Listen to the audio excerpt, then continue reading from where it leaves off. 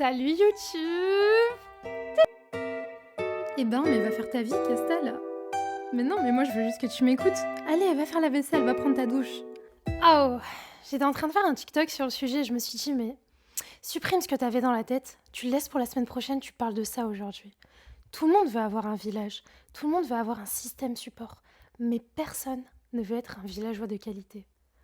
Pour contextualiser la société actuelle dans laquelle on vit, c'est une société capitaliste, qui prime l'individualité, ok? Tout ce qui est mis en place, c'est pour séparer les familles, séparer les amitiés. Tu t'en rends peut-être pas compte, hein. Parce que plus t'es isolé, plus t'es modulable.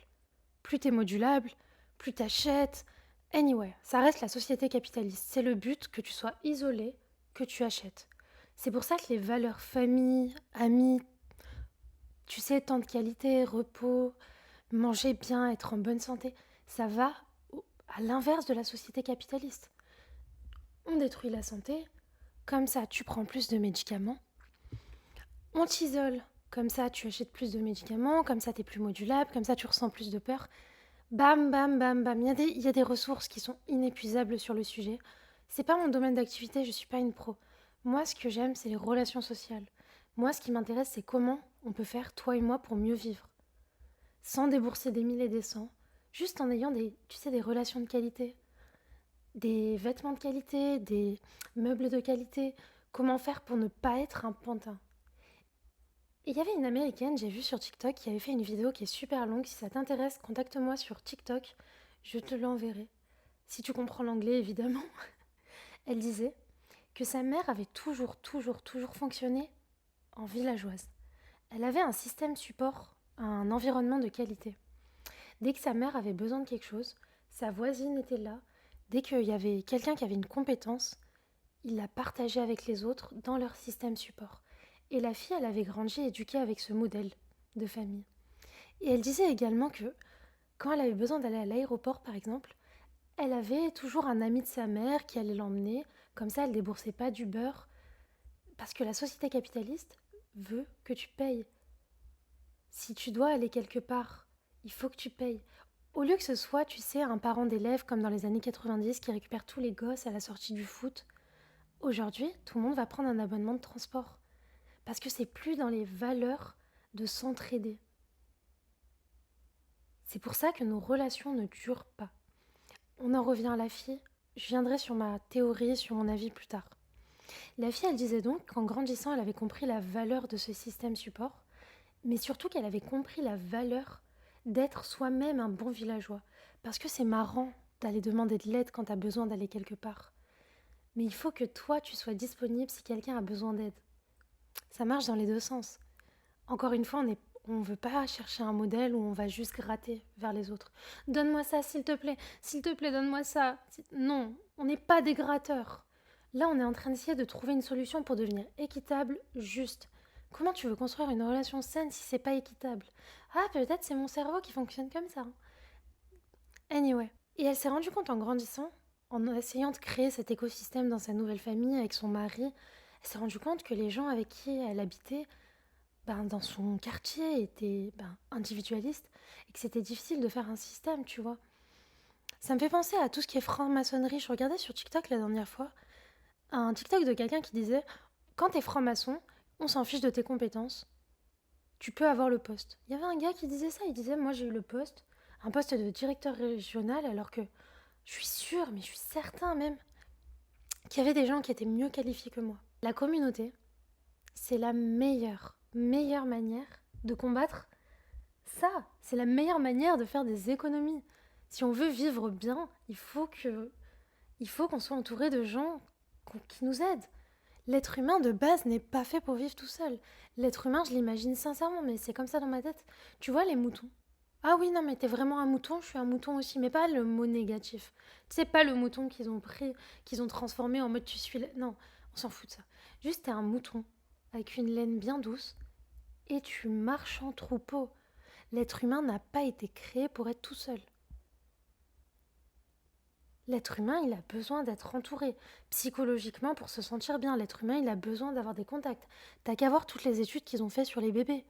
Ils ont pris des bébés, heureusement que c'était dans les années il y a longtemps, Ils ont pris des bébés, ils les ont mis dans une cave, et les infirmières, les gens venaient soigner les bébés, mais ils ne leur parlaient pas. Il n'y avait pas de contact visuel, ni parler, rien, rien, rien.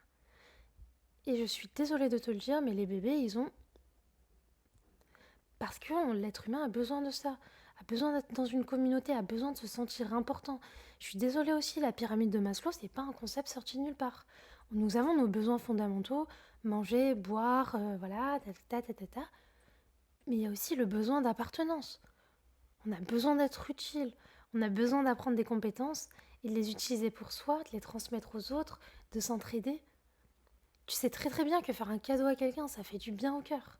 Parce que l'être humain n'est pas fait pour être seul, ok? La société dans laquelle on vit, ils veulent pas qu'on soit en groupe. Parce que si on est en groupe, on est totalement indépendant. On, on se démerde, on s'entraide entre nous, quoi. On s'aide. Du coup, j'espère que tu as bien compris l'utilité de base d'avoir un village. Mais tu veux pas être un poids mort dans ton village. Et tu veux pas que dans ton village, il y ait des poids morts. Donc il faut être un bon villageois. Et pour être un bon villageois, je reviens sur ce que j'ai dit tout à l'heure, il faut être capable d'aider les gens quand ils en ont besoin. Il faut faire sa part du travail. Tu lances ton business, t'es content quand les gens achètent. Donc tu te rends bien compte que toi, tu vas avoir besoin d'aider les autres quand ils lancent leur business. Il faut déconstruire, en fait, petit à petit, il faut déconstruire tout l'égoïsme qui a été mis dans la société. Aujourd'hui, par exemple, les gens comprennent la valeur d'un like, d'un partage. Mais est-ce que toi, tu vas aller dans le sens de la population, des moutons, là au sens péjoratif? Ou est-ce que justement tu vas être plus intelligent et contrer le délire, tu vois? Truc communautaire, on s'aide. Choisis bien les personnes que tu vas aider. Mais implique-toi dans la vie des autres. Pas péjorativement. Ne sois pas... va pas gratter les informations des gens, on n'est pas là pour ça. Mais aide les gens de la même manière que toi-même tu voudrais être aidé.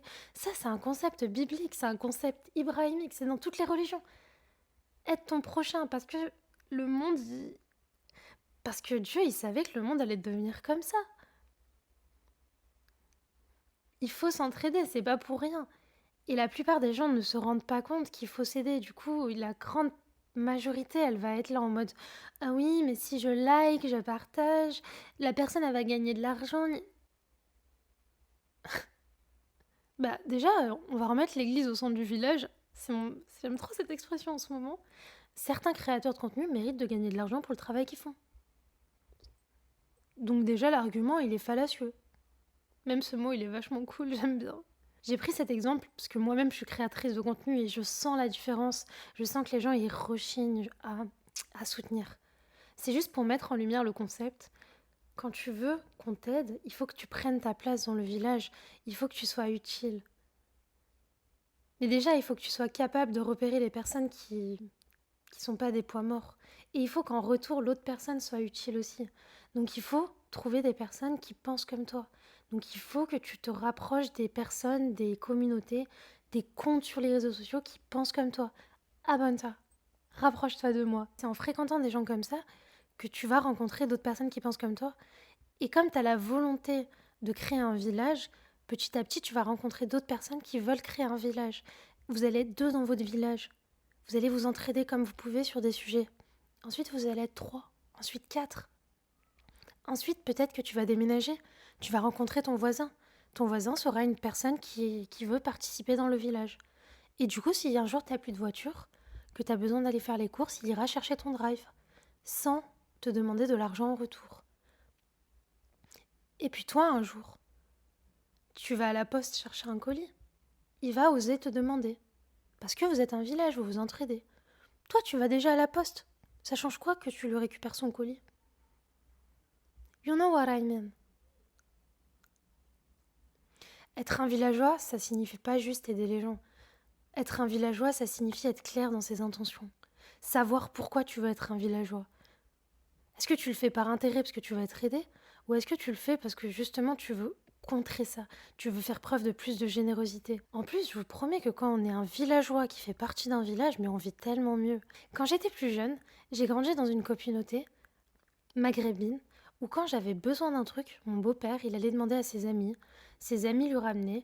Quand lui, il avait besoin... on ne manquait de rien. On ne manquait de rien. Si demain on avait besoin d'une voiture, on avait un collègue qui était mécanicien, on en avait un autre qui faisait des contrôles techniques, on avait des connaissances partout. Il n'y avait pas de personnes qui se montaient les uns sur les autres. C'était équitable. Je t'aide une fois, peut-être une deuxième fois, toi tu m'aides pour un plus gros truc. De toute manière, s'il y a une personne, tu sais, qui profite, tu vas le remarquer, tu vas le voir, elle va se faire exclure naturellement du village. Et pour être un bon villageois aussi, il faut arrêter de forcer sur les red flags. Les red flags, c'est bien pour se protéger. Mais il y a des red flags, c'est devenu what the fuck, n'importe quoi. Parce que l'être humain de base est un être imparfait qui fera des erreurs. Et pour être un bon villageois, il faut avoir des relations de qualité qui durent dans le temps. Tu n'es pas là à recycler ton village tous les ans. Le but, c'est d'avoir un quartier qui grandit ensemble, des enfants qui grandissent dans un environnement relativement sain. Et pour ça, il faut pardonner. Les red flags, on se protège quand la personne est violente, manipulatrice. Mais si ta copine, elle a fait une erreur une fois, deux fois, et c'est pas des erreurs qui t'ont bouleversé, elle a pas créé un faux compte sur les réseaux sociaux pour t'harceler, par exemple. Elle a juste ce jour-là, je sais pas moi, elle était de mauvaise humeur, elle a haussé un peu la voix, mais c'est arrivé une fois. Tu lui pardonnes, c'est un être humain. Si elle en fait une habitude, ça devient vraiment un red flag. Mais si une fois elle a fait une erreur, c'est pas un red flag, c'est une erreur. Et justement, le fait d'avoir mis en place dans cette société-là, dans ce nouveau fonctionnement, la cancel culture à outrance, genre, t'as vu, on dirait ma mère, je bégaye quand je suis passionnée, c'est... Oh non, je vieillis les gars. D'avoir mis en place la cancel culture... On arrive à 12 minutes, 13 minutes, c'est le moment où j'arrive plus à sortir le mot. On a mis en place la cancel culture à l'excès. On a mis en place le red flag. Oh, s'il vous plaît, j'ai vu quoi? J'ai vu les gars qui mettent des slims, c'est red flag. Un gars qui met un slim, ok, il a pas de goût. Il est pas à la mode si tu veux, mais c'est pas un red flag. Il y a un moment, comment vous voulez avancer et créer des relations saines quand vous mettez des trucs comme ça, quand vous êtes intolérant, tout simplement. Et franchement, je suis une personne hyper intolérante. J'ai du mal, tu vois, si quelqu'un rentre dans ma vie personnelle pour me faire du mal, je cut. Mais même si même moi je m'en rends compte, c'est qu'on est arrivé à un paroxysme. On se retrouve donc avec des enfants, la génération alpha, le début de la génération Z, tout le monde, qui deviennent intolérants. Tu rajoutes à ça les médias qui sont intolérants. Vous marchez dans le sens de la société. Ce qu'ils font, vous rentrez en plein dedans. Ils font tout pour nous isoler. Vous rentrez en plein dedans. Sincèrement. Moi, je suis un bébé des années 90. Je suis un bébé des années 90 et je suis la dernière génération qui a grandi sans téléphone portable, mais totalement sans téléphone portable. Je l'ai à 3 ans, je me sentais pas bien dans ma vie, j'étais isolée à un point où vraiment j'en pleurais tout le temps. J'avais personne, j'avais pas d'école, pas de travail. J'enchaînais les petites missions, tu sais, à Intermarché la nuit, où tu fais de la mise en rayon. J'avais pas d'amis, ma famille était loin, et le peu de famille que j'avais près de moi, ils étaient pas heureux. Et des fois, je me mettais à ma fenêtre là-bas, la nuit, ou même parce que j'ai une école en face, je regardais les enfants la journée, tout le temps, n'importe quand, parce que cette pensée, elle m'obnubilait. Je me disais, mais pourquoi il y a personne dehors? Pourquoi il y a personne dehors? J'étais à un tel point de solitude où je me disais, s'il y avait des gens dehors comme dans les années d'avant, je descendrais juste et je leur demanderais, est-ce que vous voulez être mon ami? Et je regardais les enfants qui sortaient, ils restaient ensemble, mais ils sautaient pas de partout. C'était gênant. Ils restaient juste là, personne s'amusait. Ensuite, ils rentraient chez eux et il n'y a personne dehors. J'ai une placette en bas de la maison. Je vous promets que j'ai des souvenirs qui n'existent pas. Mais si on était dans les années 90, il y aurait des jeunes qui seraient assis en bas. Des filles, des garçons, tout mélangé. Ils seraient en train de rigoler. Ensemble. Et là, il n'y a personne. C'est juste pour mettre en lumière le fait que l'État, la société, l'argent essaient de mettre en place des choses, mais si les êtres humains derrière rentrent dans le délire et, et vont dans le sens, bah au final on ne s'en sort pas. Parce que vous allez juste dans le sens de ce qu'ils veulent. Cette phrase n'était pas très française, mais je pense que mon cœur parle pour moi sur ce sujet-là. Puis je fais une petite aparté pour te dire, sincèrement, si tu trouves que ce deuxième épisode est meilleur que le premier, n'hésite pas à me soutenir. N'hésite pas à me soutenir. Tu ne peux pas imaginer le nombre d'heures que ça me prend juste pour sortir du contenu de qualité sur TikTok et pour faire sur YouTube, sachant que je suis un bébé créateur. N'hésite pas à me soutenir. Tu likes, tu commentes, tu t'abonnes. C'est à toi de voir. Là, franchement, c'est pas un jeu psychologique, c'est en plein dans le sujet. Est-ce que, est-ce que tu veux rentrer dans le je supporte personne parce que les influenceurs sont des voleurs? Ou est-ce que tu veux mettre ta force dans des gens qui, pas je le mérite humainement parlant, mais qui s'investissent et qui essaient de faire du mieux qu'ils peuvent pour faire de la slow influence de qualité? La slow influence, c'est je t'influence dans le bien. Je ne te propose pas des produits tout le temps. Pourquoi? Parce que j'en consomme pas beaucoup. Quand je finis un produit, j'en rachète un nouveau, je te le présente. Anyway, on revient au sujet. Le fait est qu'aujourd'hui, les gosses sont isolés. Tout le monde est isolé. Et c'est en plein dans le but de la société de consommation. C'est en plein dans les buts qu'au final, on ne crée pas un village, on crée des individus, des atomes volants. On ne peut pas changer le monde. On ne pourra pas changer le monde d'une traite. C'est impossible. Par contre, c'est vraiment pas un mythe. Ça existe vraiment. Tu peux changer le monde à ton échelle. J'ai décidé de m'en rendre compte. J'ai fait l'écho, je suis venue t'en parler. Je t'en ai parlé sur TikTok, je t'en parle sur YouTube. Si tu me découvres pour la première fois sur YouTube, va me suivre sur TikTok. Maintenant, toi, t'as écouté mon épisode de podcast. Tu prends l'information, tu la réfléchis, tu creuses, tu te fais ta propre opinion sur le sujet, tu lis tes propres expériences, tu te dis « Ah oui, là, sur ce point-là, Célia avait raison. Ah, Célia, elle a oublié ça. Je pense que ça. » Et bam, tu transmets à quelqu'un. Tu choisis bien la personne à qui tu le transmets, mais tu auras œuvré à ton échelle. Tu feras attention. Tu feras attention à pas rentrer dans leur jeu, à créer des liens au lieu de jouer dans le jeu de l'isolement. Tu feras attention à essayer de montrer et informer les gens que tu es disponible pour faire ça.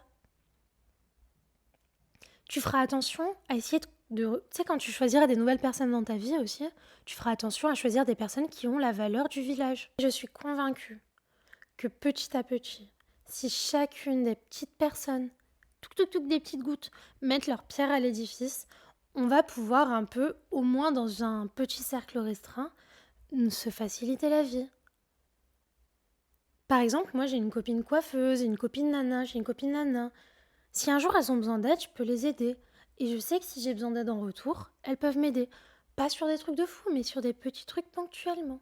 On partage nos connaissances, on s'entraide pour qu'on soit plus complète. Parce que je répète, on est des êtres de communauté qui ont besoin d'avancer ensemble.